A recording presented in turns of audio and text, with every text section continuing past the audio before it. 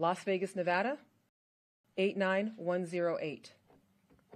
You can see the scene to my left. The involved officer is Officer Miguel Rodriguez. He is 31 years old and has been with the LVMPD since 2017. Officer Rodriguez was armed with a 9mm Glock 19. This investigation, it was revealed he fired 5 rounds. Officer Rodriguez is assigned to the West Community Policing Division, Northwest Area Command. The suspect was identified as Matthew Tyndall. He is 41 years old, white male adult, 6 feet and 175 pounds. He is pictured to my left. The suspect was armed with an 8-inch kitchen knife. You can see that picture to my left.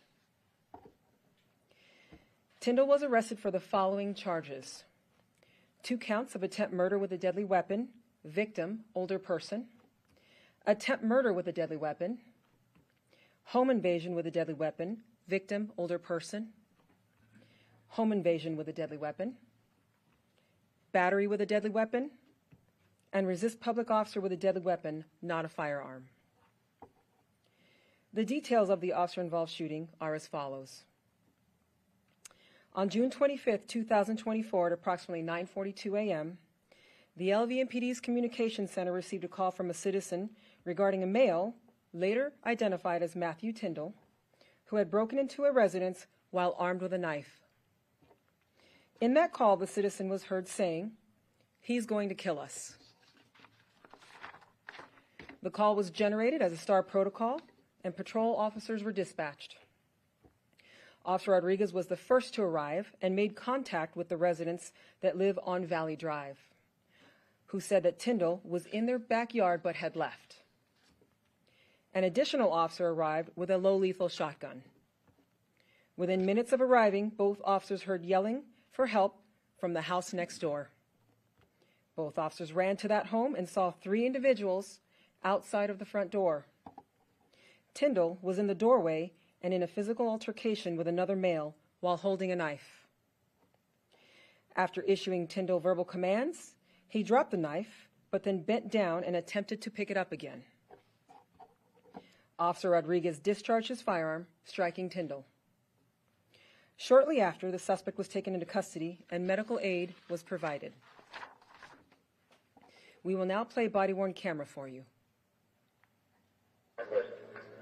They don't know, and we're hearing some kind of banging coming from inside the house. I don't know if it's dogs or if it's this guy. Okay, now we have a lady coming from next door. It looks like he's breaking into their house now. Oh, hey! Hey, drop it! Drop it! Get away from him! Get away! Hey! Drop it! Drop it! Get away from him! Get away!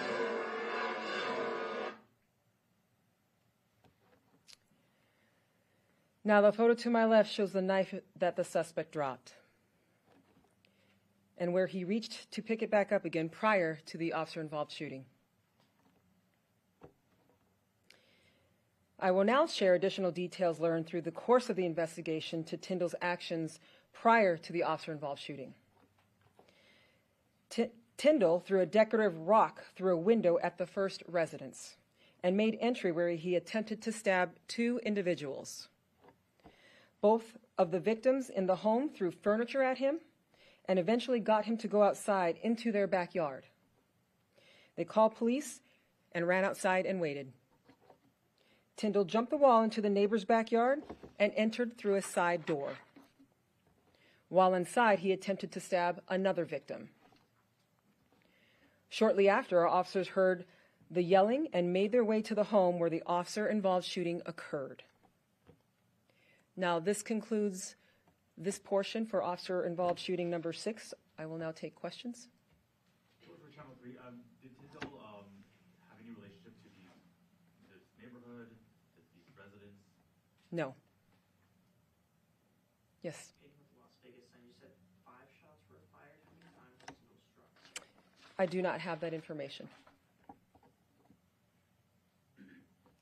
victims, are they, both homes, are they all okay? We know that one victim did receive superficial stab wounds, and she is okay. And she is okay, the first home. Okay, now we will transition. And I will now provide you information regarding the next OIS. That will be OIS number 7, officer-involved shooting number 7. This occurred on Wednesday, June 26, on 2024. This is the second non-fatal shooting of the year. At the same time in 2023, we had 3 officer-involved shootings, all non-fatal. This event was initiated as a person with a knife call at 4:41 a.m. in the 6400 block of Boulder Highway, Las Vegas, Nevada, 89122. You can see the scene to my left. The involved officers are Sergeant Ashley Ravello. She is 32 years old and has been with the LVMPD since 2014. Sergeant Ravello was armed with a Glock 19 9mm, equipped with a tactical light. It was revealed she fired 1 round.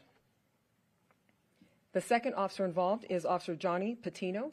He is 32 years old and has been with the LVMPD since 2021. Officer Patino was armed with a Smith & Wesson MP9 9mm, equipped with a tactical light. The investigation revealed he fired 5 rounds. Both officers are assigned to the Community Policing Division, Southeast Area Command.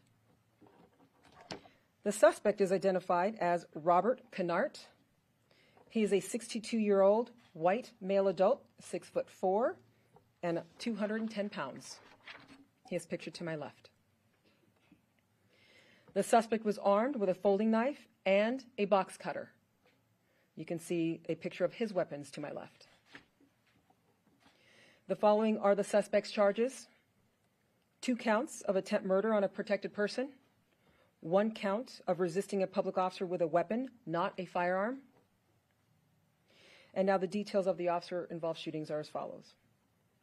On June 26, 2024, at approximately 4:41 a.m., the LVMPD Communications Centers received a phone call from an employee regarding a male, later identified as Kennart, who was armed with a knife and threatening customers inside the store.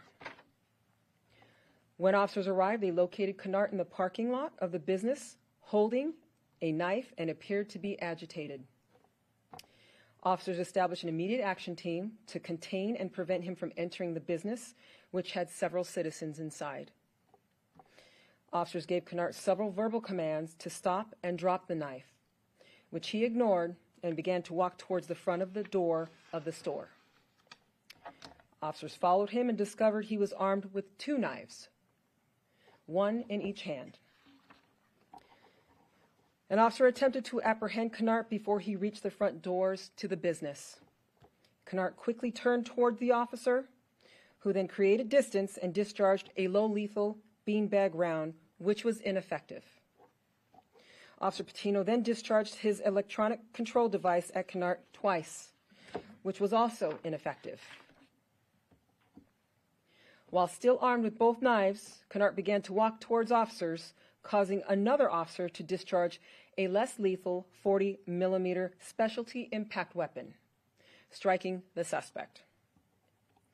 Kennart was unfazed by the projectiles and continued to walk towards the officers holding 2 knives in an elevated position.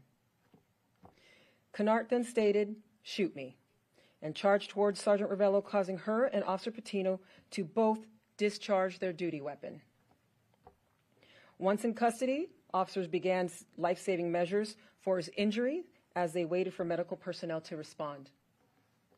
He was then transported to Sunrise Hospital, where he is currently in stable condition.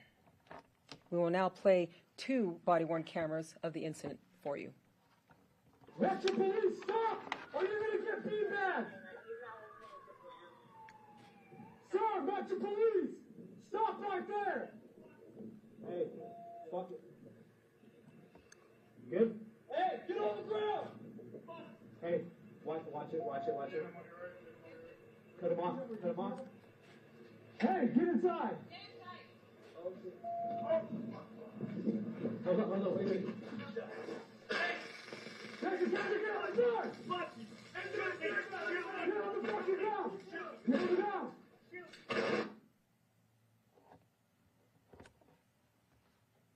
Hey.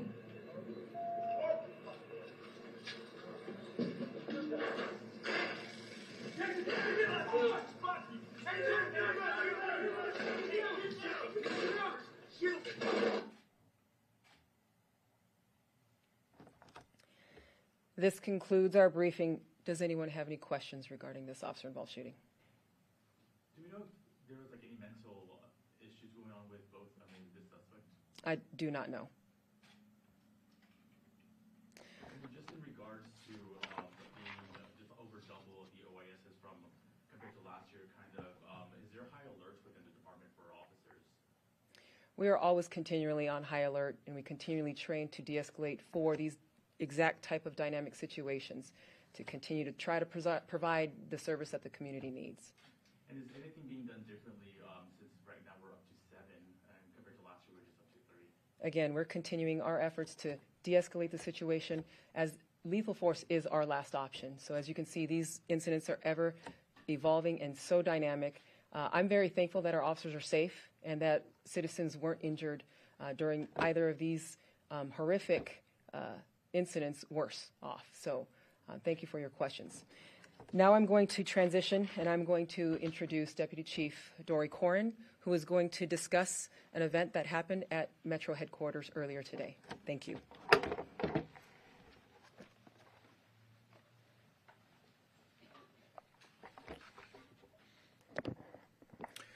Good afternoon. I'm Deputy Chief Dory Corrin with the Las Vegas Metropolitan Police Department. I oversee our Homeland Security and Special Operations Division. As Sheriff Utomi just mentioned, I'm here to brief you on a security incident that happened earlier today here at the Las Vegas Metropolitan Police Department headquarters complex, located at 400 South Martin Luther King Boulevard. At approximately 10 a.m. today, our officers encountered a suspicious male to the rear of the primary building here in an area that is generally restricted for employees. The subject was wearing a tactical vest with ballistic plates and had a large fixed blade knife. The subject was seen attempting to break into an LVMPD digital forensics lab vehicle. And upon observation, the officers immediately took action. They were able to take the suspect into custody safely without further incident. Suspect was identified as Christopher Engenloff, who is a 32-year-old white male adult. The area was immediately searched, and we located a vehicle that belongs to the suspect. It was also parked nearby in a restricted area with the engine on. We conducted a sweep of the vehicle as well as a sweep of the surrounding area just to make sure that there was nothing hazardous or anything suspicious left behind by the suspect. At this time, we believe the suspect may have been intending to harm law enforcement personnel, and we are conducting a thorough investigation. As you'll see on the screen, that's some of the items that the suspect had on his person. I will just point out that this is a very early start to this investigation. We're still in the process of conducting numerous investigative tasks. I can tell you that the suspect right now, we are currently looking to charge the suspect with attempt battery with a deadly weapon, injury or tampering with a motor vehicle, and trespassing. That will likely change as we continue the investigation and identify more concerns. I'll just conclude real quick by reminding really our community just how dangerous this job really is. This is a good reminder for all of us, our police personnel, all of them, from our patrol officers to our detectives to our civilian personnel, are doing a very dangerous job, and we definitely appreciate everything they do. We're very appreciative that none of them got injured today. And I'll just add on to a comment made earlier in the earlier brief by Sheriff Utomi, and point out that Sheriff McMahill has also said this recently, which is our officers are doing an incredible job. This past week alone, we had a really high number of critical incidents, and our officers are out there, as the sheriff has said, in over 110-degree heat, working very hard to keep this community safe, and they're doing amazing work, so we appreciate everything that they do, and we ask the community to continue to thank them as they see them out in the streets, out in the public. But with that, take on a few questions. But again, I'll remind you that this is early into the investigation, so there's some limited details. Yes. Are we aware if Mr. Egamoff had any previous charges at this time? Or? There have been a couple contacts in the past that we're looking into, but we don't have the details quite yet. We're still doing a full deep dive into the background of the individual. And did he actually break in or just attempted? And was he looking for anything in particular? Do we know? At this time, we believe he attempted to break into the vehicle, and then, as I said, he was in an area that normally is restricted for access to employees to come and go from the building, and so we are still digging into the rest of the surveillance footage that we have and the rest of the investigation. Could you give an example of a few things that would be in a forensics vehicle, just to get an idea of what you might have been looking for? Generally speaking, those vehicles aren't equipped with firearms or weapons or things like that. It's mainly used by our digital forensics investigators when they go to a scene and try to recover digital investigative materials such as electronic devices and things like that. I have time for maybe one more and then we have to go. Well, better yet, thank you. Appreciate you very much, and we'll have an update as needed. Thank you.